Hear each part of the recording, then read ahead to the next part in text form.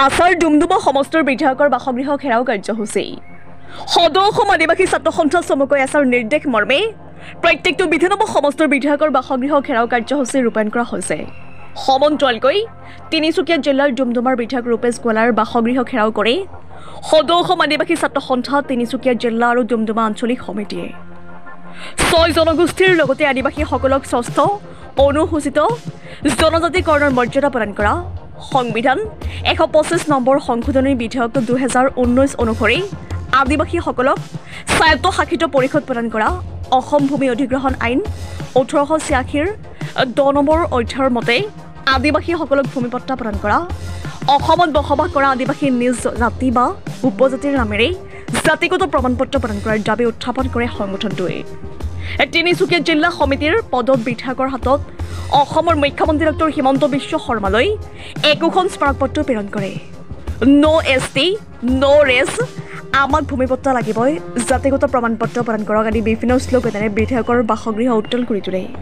হয়, সদৌ অসম আদিবাসী ছাত্ৰ সন্থা কেন্দ্ৰ সমিতিৰ নিৰ্দেশ মৰ্মে আজি সমগ্ৰ অসমত 126টা MLA মন্ত্ৰী বিধায়কৰ ঘৰ আছাৰ জিলা সমিতিৰ উদ্যোগত ঘৰ ঘেৰাও কাৰ্যসূচীৰ যোগেদি বিধায়কৰ যোগেদি মুখ্যমন্ত্ৰী ডক্টৰ হিমন্ত বিশ্ব শৰ্মালৈ স্মাৰকপত্ৰ প্ৰদান কৰা হৈছে।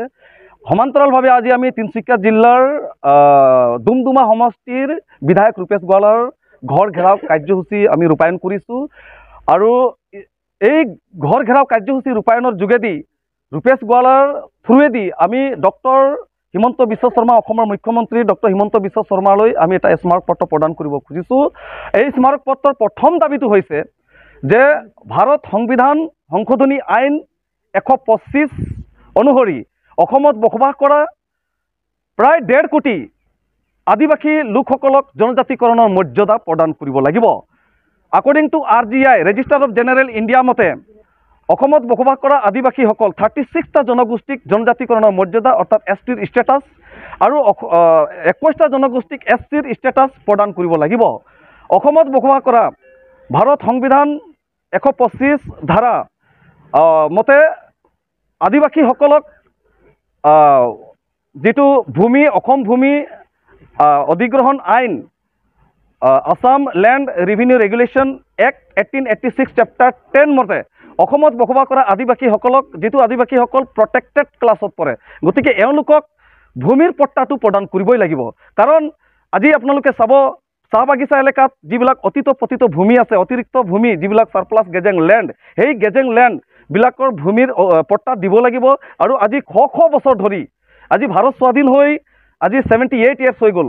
আজি শ্ৰমিকসকলে শ্ৰমিকৰ কোঠাত বসবাস কৰি সেই শ্ৰমিকৰ মাটি পট্টা আমি বিচাৰিছোঁ। ঘৰৰ যি শ্ৰমিকে যিটো ঘৰত পকী ঘৰত বসবাস কৰি আছে সেই ঘৰৰ মাটি আমি পট্টা আমি বিচাৰি আছোঁ। শ্ৰমিকৰ মজুৰি যিটো মজুৰি আইন, এই আইন মতে 550 টকা পাৰ দিনৰ হাজিৰা আমি বিচাৰি আছোঁ। অসমত বসবাস কৰা আদিবাসীসকল জনজাতিৰ মৰ্যাদা আজি RGI মতে জনজাতিৰ মৰ্যাদাটো পাবই লাগিব।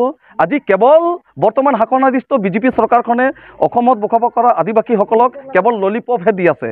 আমি সেয়েহে ক'ব খুজিছোঁ যে কেৱল ঠগ প্ৰবঞ্চনা প্ৰলোভন আৰু আঁচনিৰ ৰাজনীতি কৰিলে নহ'ব। আমি বিচাৰিছোঁ অসমত বসবাস কৰা আদিবাসীসকলৰ পাৰ্মানেণ্ট চলিউশ্যন, যি আমাক লাগে জনজাতিকৰণৰ মৰ্যাদা, মাটিৰ পট্টা আৰু চাহ শ্ৰমিকৰ দৈনিক মজুৰি বৃদ্ধি। লগতে আদিবাসী অসমত বসবাস কৰা আদিবাসীসকলক অট'নমাছ ছেটেলাইট কাউন্সিল, কেৱল AWDC আদিবাসী ৱেলফেয়াৰ এণ্ড ডেভেলপমেণ্ট কাউন্সিল আদিবাসীসকলক শান্তি চুক্তি কৰি দিলে অকল নহ'ব। আমি বৰ্তমান শাসনাধিষ্ঠ বিজেপি চৰকাৰে কৈছিলে 1000 কোটি টকা দিম বুলি, কিন্তু আজিলৈকে প্ৰায় 2 বছৰ পাৰ হৈ গ'ল। এই 1000 কোটি টকাৰ ভিতৰত 1 টকা আমি কোনো কাম দেখিবলৈ পোৱা নাই। গতিকে আমি আজি ক'ব খুজিছোঁ, যিহেতু আমি ডুমডুমাৰ বিধায়ক ৰূপেশ গোৱালাৰ ঘৰ ঘেৰাও কাৰ্যসূচীৰ যোগেদি ৰূপেশ গোৱালা ডাঙৰীয়া আমি ক'ব খুজিছোঁ যে আপুনি অসম কেবিনেটত অসমত বসবাস কৰা আদিবাসীসকলৰ সৰ্বাংগীন উন্নয়ন আৰু বিকাশ, সাংবিধানিক অধিকাৰ সুৰক্ষাৰ কাৰণে মাতক, অন্যথাই অনাগত দিনবোৰত আপোনাৰ গাদী হয়তো চুট হৈ যাব পাৰে, আপোনাৰ গাদী হয়তো ৰক্ষা কৰিব আপুনি নোৱাৰিব।